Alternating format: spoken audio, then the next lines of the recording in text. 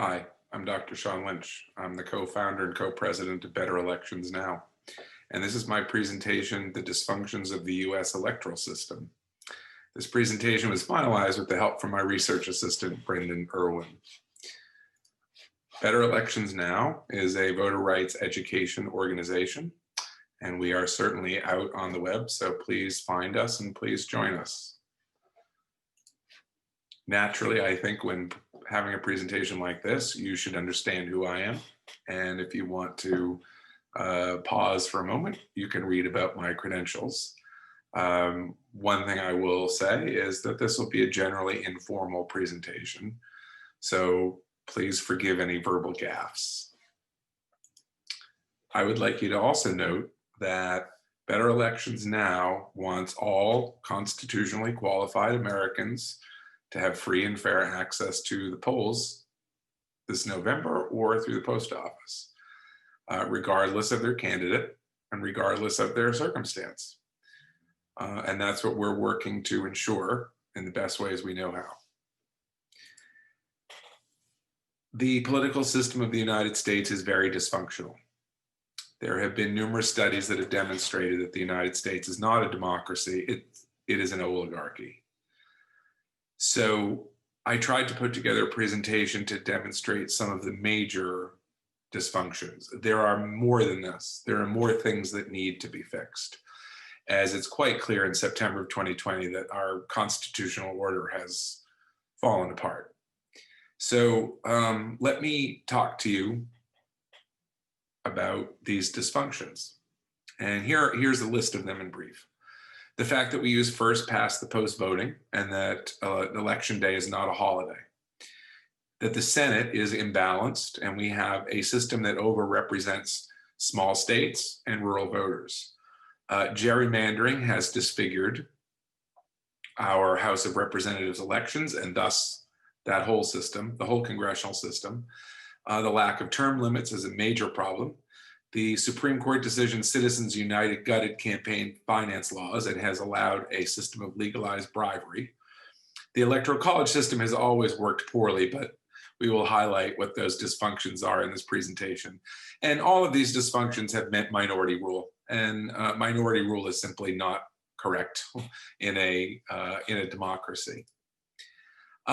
Here are the sections of this presentation. I'm going to first give you some background, talk to you about the structure of the US political system, talk about what ballots are and how they work and how voting works. And then we'll talk about the dysfunctions of Congress and then of presidential elections and the Electoral College. At the end of this presentation is a sample 28th Amendment to the US Constitution. And please note, it hasn't been vetted by legal scholars as yet. These are suggestions of issues and fixes, potential fixes. I will repeat to you what I say to my students every year. All of our problems can be fixed in one constitutional amendment. I believe that it's very, very important that citizens of the United States push for something like it after this election, so that we can begin to undo the damage of the neoliberal era. So those are the sections, and I'm going to start now with part one, the structure of our system, ballots, and voting. Here's a map of the United States of America. The United States of America is officially, on paper, a representative democracy and a republic. It is a federal union of 50 sovereign states. Now, this is all on paper. It's actually an oligarchy, as I'm sure will come through in this presentation. It's important to note that the states created the federal government.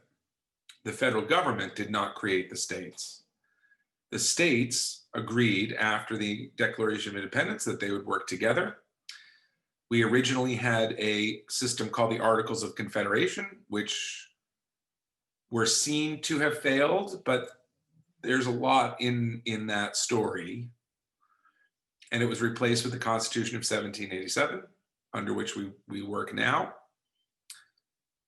But as I've said, in reality, it's an oligarchy.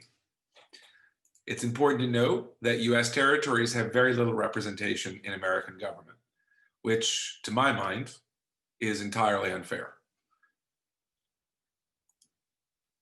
Here is a graph of our constitutional order. As you should know by now, our federal system has three branches: the legislative branch, the executive branch, and the judicial branch. The idea of having three separate branches is to have what the Enlightenment philosophers called checks and balances. We live in an era where many of these checks and balances have just entirely failed, unfortunately. The legislative branch is made up of the Congress of the United States. The lower house is the House of Representatives. The upper house is the Senate. The executive branch is led by the president and the vice president, who appoints the cabinet to run executive agencies, the departments. And then the judicial branch headed by the Supreme Court, which is appointed by the president and confirmed or rejected by the Senate. One thing that is important to highlight as well is that in the United States, generally speaking, we have three layers of government. We have local government, which is the town that you live in, the city, perhaps the county. We have state government, the governor, the state legislature, the state Supreme Court. And then the federal government made up of the president, the Congress, and the US Supreme Court. And as I noted earlier, the federal government was created by the states. It did not create the states. In Canada, for example, the Canadian central government creates the provisional governments and can alter the provinces at will.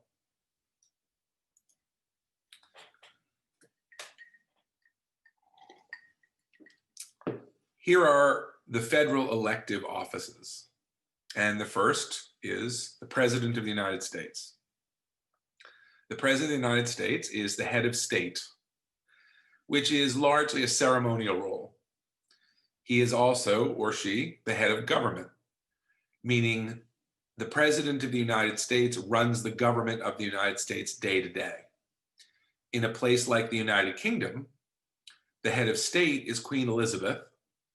The head of government is the Prime Minister, who's currently Boris Johnson. And Boris Johnson runs the government day to day. Queen Elizabeth is the ceremonial head of state. And of course, the president is also commander-in-chief of the armed forces. The president is there to enforce the law, to make appointments to cabinet positions and to the courts, to conduct foreign and domestic policy, to prepare a budget for the operation of the United States government. What people tend to forget is there are only 538 people who are legally allowed to elect the President of the United States, and those are the presidential electors that are chosen every 4 years in all 50 states, but not in any territories. The president, unlike members of Congress, does have a term limit, that the president can only serve 2 terms in office. No one can ever serve a 3rd term under the current system. The legislature of the United States is the Congress of the United States. The Congress is made up of 2 houses: the lower house, the House of Representatives, and the upper house, the Senate. The Senate has 100 seats and has equal representation of all states regardless of population. That is, all states elect 2 senators. The terms are 6 years and there are no limits. For the House of Representatives, each state is represented proportionally by population. There are 535 seats. There are 2-year terms with no limits.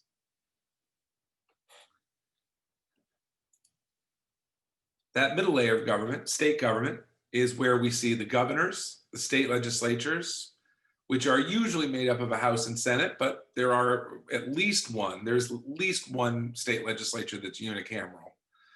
In some states, the Attorney General and other cabinet level offices, judges, and even Supreme Court justices are elected rather than appointed, and that varies by state. Now, state legislatures have the ultimate authority to appoint presidential electors. Right now, all states have ceded that to a popular vote. State legislatures are also the ones that determine the congressional districts, which is a a real problem, as I will highlight soon. Now, another issue is this. People sometimes don't understand which elections are for what. Primary elections are for political party nomination. So primary elections are in fact private events because political parties are private institutions. They're not mentioned in the Constitution. Yes, they are conducted often by state and local government, but they are doing so on behalf of a private entity called the Democratic Party or the Republican Party or any other political party.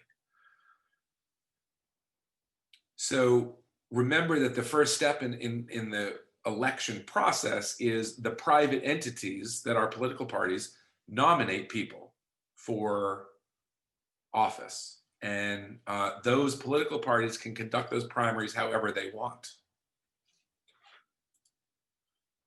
Now, we get to one of the major dysfunctions of the system under which we labor. And that is the fact that, like in the United Kingdom, the United States uses a system of voting or a ballot called first past the post. And what that means is the person with the most votes wins, regardless of whether or not they win more than 50% of the votes cast. So in other words, people can win with as little as about 34% of the vote in a race that is 3, 4, 5 candidates wide. Other countries have solved the problem of what is essentially minority rule and representation by using a system of proportional voting, where the electorate is represented in multi-member districts, and there are a number of representatives based on the proportion of vote for each party. And this is a huge failing on our part and is a major, major problem that needs immediate reform. And that is how the American people are represented in Congress. This is a chart that I put together for my students one year, just showing a timeline of when people could vote in the United States. And, you know, some of the dates are approximate. Notice that it wasn't until most people were now legally allowed to vote, or all people were legally allowed to vote who were citizens and adults, that we get voter ID laws. That was not on purpose. That was an intentional voter suppression on behalf of the Republican Party. I can say to you as a social scientist that the Republican Party only wins when it cheats on the national level. That's just how it is. And they've become very good at cheating and imposing voter ID laws and other ways in which they've been interfering in elections is part of that voter suppression. So that's the system in brief. Now we go on to what are the major dysfunctions that require our immediate attention as citizens. And again, these can all be fixed by a single constitutional amendment. So I plead with you to please read my sample amendment at the end of this presentation, talk with your friends, come up with your own amendment, but let's begin to push the idea that we need major, major reform immediately. Voting is not free and fair in the United States. We are not a functioning democracy or representative democracy. That is simply the fact. That's not a partisan conclusion to come to. It just isn't. The system is dysfunctional and it must be fixed. So let me demonstrate to you some of the major dysfunctions right now. We shall start by talking about the imbalance in the Senate.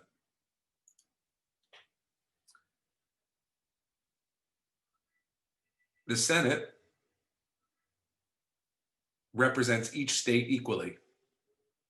So Rhode Island and California each elect 2 senators. Therefore, the Senate as constituted gives too much power to small states and to rural Americans. They are overrepresented in government, and they have created a country that is very different from the country that would be if the majority actually did rule. A majority of the members of the Senate, that is 52 United States senators, represent only 18% of the US population. This is a major flaw in our federal government. and it cannot continue. The 26 smallest states together equal 18% of the US population, and they elect 52 senators. One senator from North Dakota represents 380,000 people. One senator from California represents 20 million people. That is an indefensible imbalance. Here's a map showing you the states that exert too much control over our system. And please note that the color alignments are, general here. What could we do to fix the Senate? There are many ways. The easiest thing to do would be to elect the Senate proportionally as well. Every state elects at least one senator, perhaps at least two, and then for every X amount of population, they elect another one.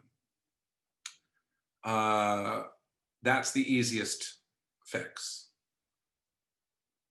I also very much support ranked choice voting. That will widen the spectrum of political parties represented in the Senate, I believe. I gave you on this slide presentation, which again, you will have the Google link somewhere. You can read these articles.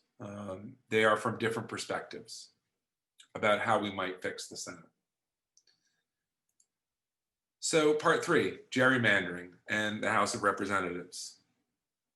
This is also a major, major dysfunction in our system. Now, the number of representatives in the House of Representatives is an arbitrary number chosen in the 1920s. It is much, much too small.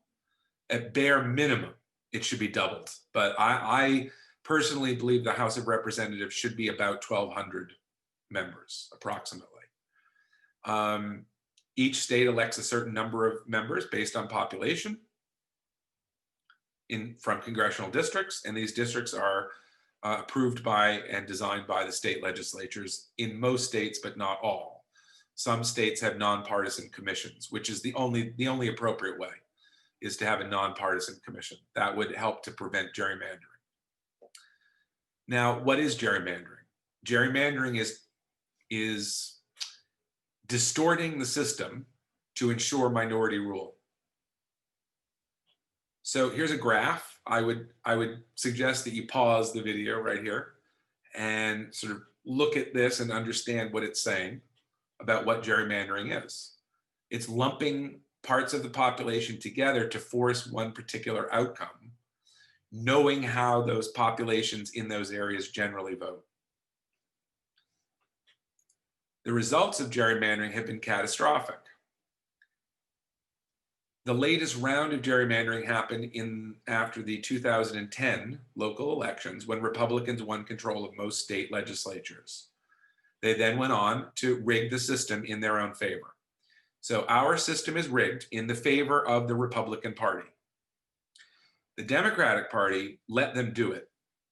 So you have to consider that as well. The Democratic Party is not paid to stop the Republican Party. They're paid to stop the progressive left and to enable the Republican Party. The Republican Party has distorted our system to a great degree, and the Democratic Party has done nothing to stop them.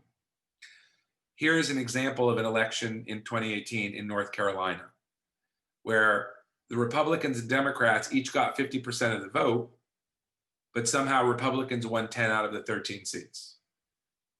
That is an illegitimate system that is not that different from the system of the Soviet Union. And what I don't understand as a citizen is why there isn't more of an outcry about this all the time. I'll never understand that. As for federal election law, the Supreme Court gutted it with the Citizens United decision and has instituted a system of legalized bribery. This topic alone would require a lecture of many hours. So I would encourage you, the viewer, to please go and research this for yourself. And please understand the damage that Citizens United did to our political system. Now, there is no voter fraud in the United States, full stop. there is no voter fraud. There is election fraud. Elections have been rigged, and they have been rigged by the Republican Party. Voter ID laws are part of that rigging process. They are entirely unnecessary, and they are aimed at people of color, the poor, and students to suppress that vote. There is no way that this is democratic in any way, shape, or form, and no country that calls itself democratic could allow this. This has distorted our elections and has preserved minority rule throughout the country. It is wrong, and it violates the spirit of the Enlightenment, which, as you may recall, was supposed to have informed our Constitution. Our system is rigged, and the problem that we have to face is that no politician will reform the system that put them in power. So the reform is going to have to come from us, the citizens, from you listening to this video. I've given you an article here, just part of it. I've given you the link. I've given you a couple of screenshots on the slide, the next slide, about this false notion that there is rampant voter fraud in the United States. There is not. And there's plenty of evidence of that. So here's one article that you could go check out.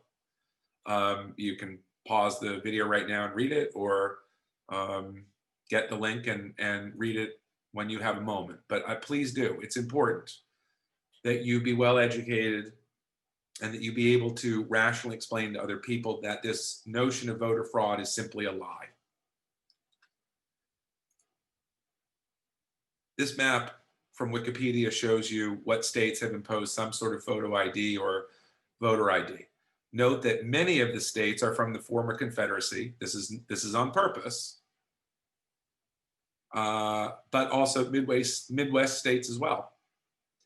And in every single case, they are aimed at suppressing the vote of certain groups: people of color, the poor, students, and we might even just say Democratic voters in general. This is wrong. This is rigging the system. It has distorted our democracy, and it must be stopped. It will be up to us, the citizens, to put a stop to this. Let's talk now about the Electoral College, one of the major dysfunctions in our system. It is the Electoral College that chooses the President of the United States, not United States voters. Each state is allowed to choose a certain number of electors every 4 years based on population. The only non-state territory allowed to elect presidential electors is Washington, D.C. Therefore, when the population votes, this is an indirect vote. The Electoral College was designed to preserve slavery. Now, the founding fathers said that it was designed to protect us against mob rule, to protect against a demagogue, but that purpose was minimal in their minds. They needed a system to protect slavery, and so they built one. And remember, when they wrote the Constitution, these men of wealth and power wrote a system that kept men of wealth and power in place. They wrote a constitution that preserved themselves in power. So of course they were going to protect slavery. Southern society depended on slavery. So this is a relic of the slave era. Again, because of the way in which it is designed, it overrepresents rural Americans and it overrepresents the South and so-called conservative areas. In 48 states, the winner of the statewide popular vote receives all that state's electoral votes. In Maine and Nebraska, they are split proportionally. So the formula is you add the number of senators you elect in your state, which is always 2, to the number of members that your state elects to the US House of Representatives, which varies from 1 to 53. And you arrive at your number of presidential electoral votes. So for example, the state of Texas elects 33 members of the House of Representatives. It elects 2 senators like all states, and therefore Texas has 38 presidential electoral votes. Now, in all states, these electors are pledged to a particular candidate. and they are hand chosen by the candidates themselves to ensure loyalty. So this is a rubber stamp at this point. One of the reasons why the founding fathers suggested it may be helpful to have something like the Electoral College is a safety valve against a demagogue. In other words, this system was designed specifically to stop candidates like Donald Trump, and it failed. So electors are pledged to a candidate, and under most circumstances, they uniformly cast those votes. In many states, you can change your vote if you're a presidential elector. In some states, you may be fined, but that almost never happens. There are a few states, however, where if an elector tries to change their vote, they will be removed and replaced by an alternate. Here's the map from a wonderful website called 270towin.com, showing the number of presidential election votes per state. And as I noted, Maine and Nebraska are the only two states that split their votes proportionally. This is how it used to be done in the past, but it hasn't been done that way for a long time. What happens is the winner of the statewide vote, popular vote in Maine and Nebraska, automatically receives 2 electoral votes, and those 2 electoral votes represent the senators. And then the winner of the popular vote in each congressional district of that state receives 1 electoral vote. In all other states, all the electoral votes go to the winner of the statewide popular vote. So what happens in a presidential election? Well, firstly, the political parties nominate a candidate for president. And then that candidate nominates a slate of electors in each state. I'm sorry, handpicks a slate of electors to be nominated. The parties collect signatures to get their candidate on the ballot. And then, according to the Constitution, and this is a defect, the fact that voting day is not a holiday and it's a Tuesday in November is a major defect. My suggested change is the first Monday in June, and it is a state and national holiday. However, according to the Constitution, on the first Tuesday after the first Monday in November, we have elections for presidential electors in all 50 states, not in the territories. So here's a sample ballot. When you go to the polls, you might see something like this. And let's pretend that we're in a state that has 12 presidential electoral votes. What you see are the names of the major party candidates. Joe Smith is the Democrat this year. Sally Rand is the Republican.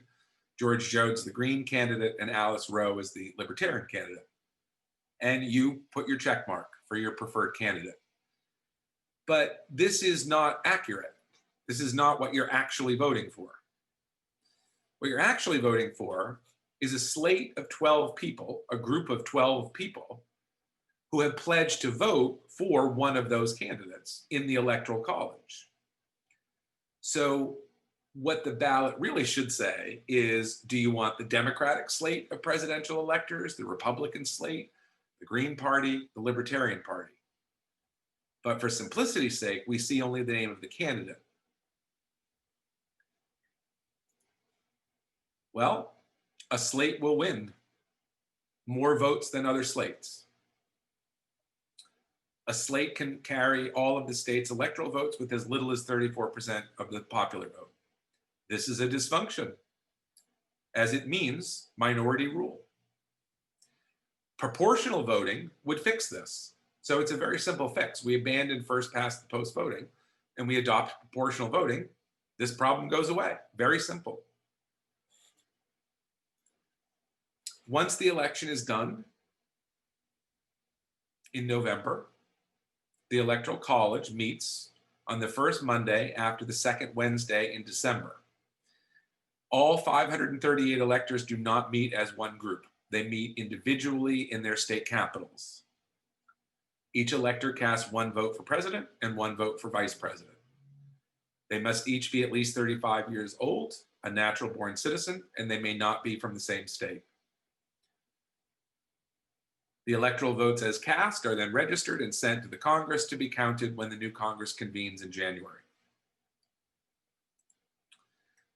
Now, what happens if there is a tie or if no candidate wins a majority? Then the president is chosen by the House of Representatives, with each state having one vote. The vice president is chosen by the Senate, with each senator having one vote.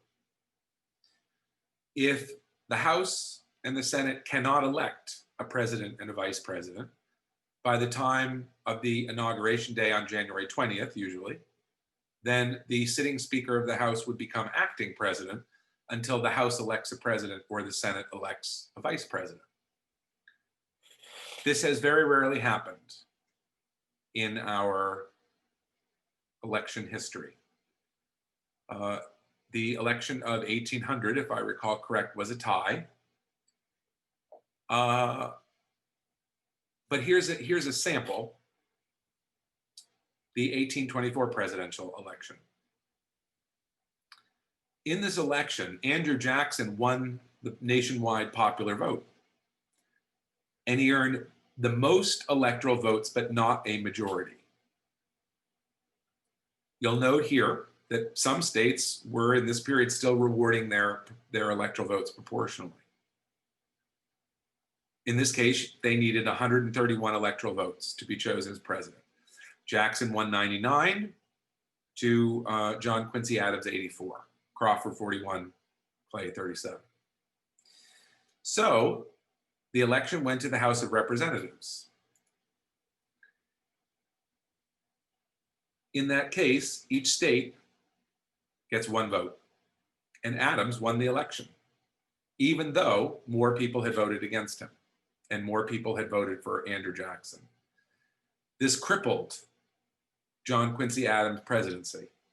There were claims of a corrupt bargain, that Henry Clay agreed to drop out of the race and send his support to Adams in exchange for Adams appointing Henry Clay as the Secretary of State. That was a story circulated by the Jackson campaign. Adams and Clay denied it for the rest of their lives. There is no evidence that this was ever the case. It may have happened, but we have no evidence. But his presidency was seen as illegitimate, and he was defeated in the subsequent election by Andrew Jackson. Here is the Electoral College vote on election night of 2016. You see that Hillary Clinton won the popular vote by just about 3 million votes. However, Donald Trump won the Electoral College vote by an unusual combination of states and with 74 electoral votes. There was then a nationwide push by multiple groups to pressure the Electoral College members to choose someone other than Clinton and Trump. Better Elections Now was founded as part of that movement. And in fact, I'm very proud to say it was one of the very first. Obviously, the idea of choosing someone other than Clinton or Trump didn't work. But when the Electoral College did meet, some electors did change their votes. 5 Clinton electors voted for other candidates. 1 attempted to and was replaced. 2 Trump electors voted for other candidates.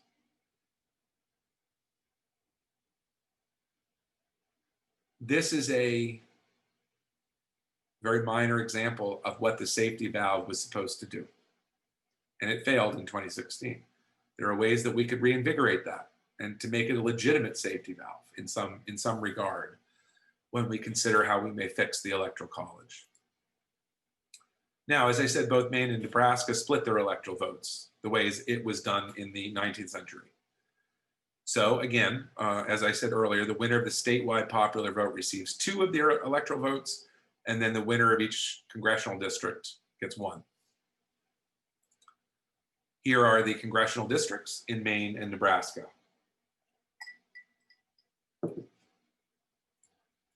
So in 2016, Maine awarded 3 of its electoral votes to Hillary Clinton and 1 to Donald Trump. In 2008, Nebraska awarded 4 of its electoral votes to John McCain, the Republican, and 1 to Obama, the Democrat.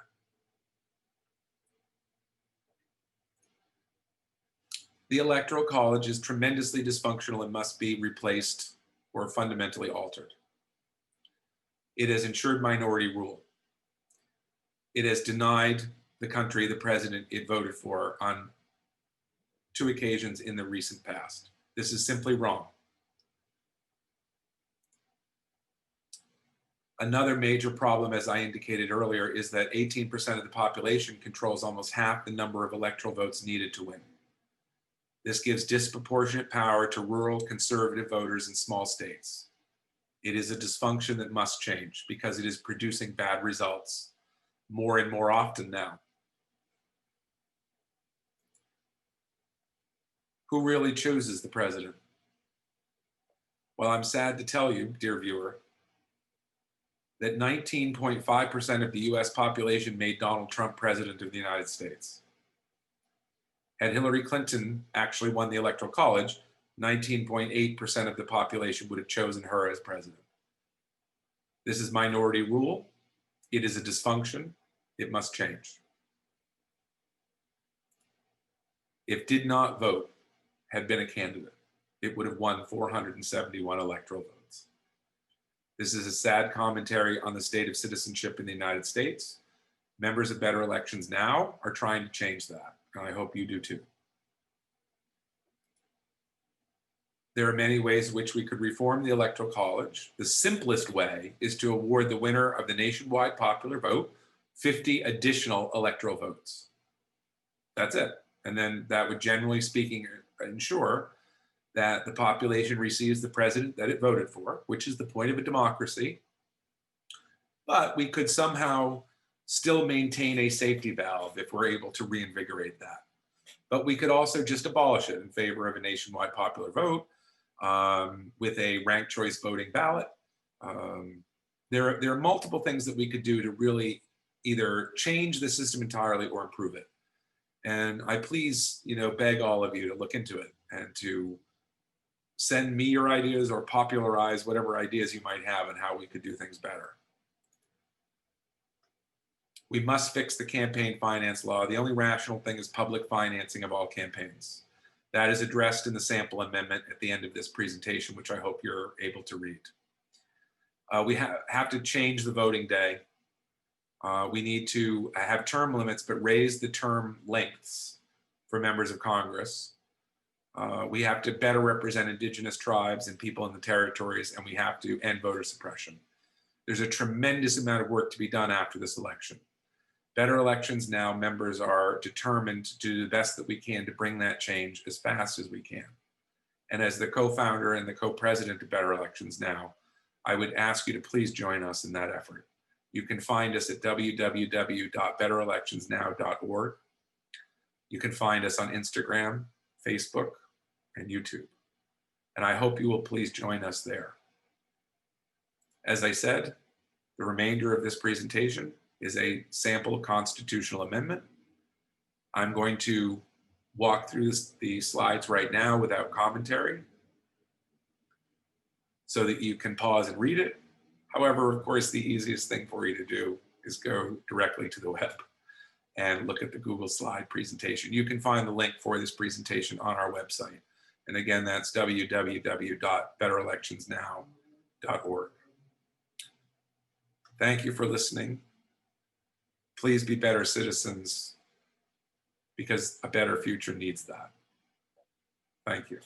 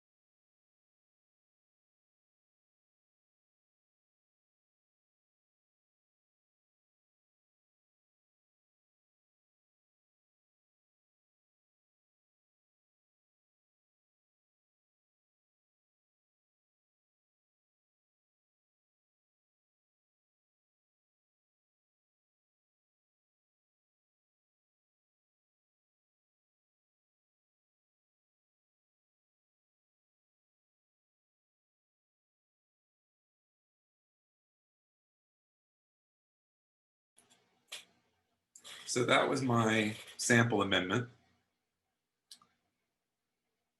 What I hope you take away from this presentation is higher voter turnout can temporarily overcome these dysfunctions so that we can get things fixed. So the solution to these dysfunctions is not to turn away, but to vote. Please register to vote. Please help your friends and neighbors and loved ones register to vote. Please volunteer to help people get to the polls if they need it. And please do your best to educate people on how to be a good citizen.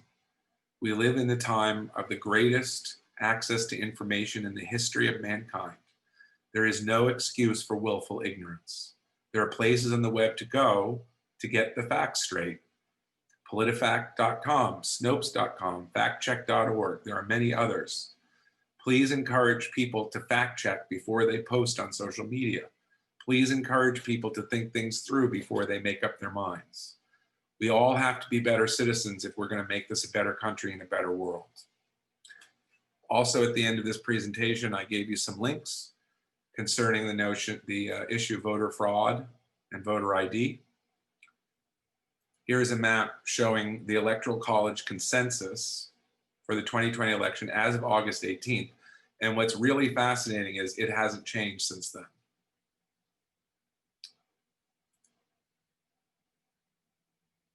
As of mid-August, this was the 538.com model.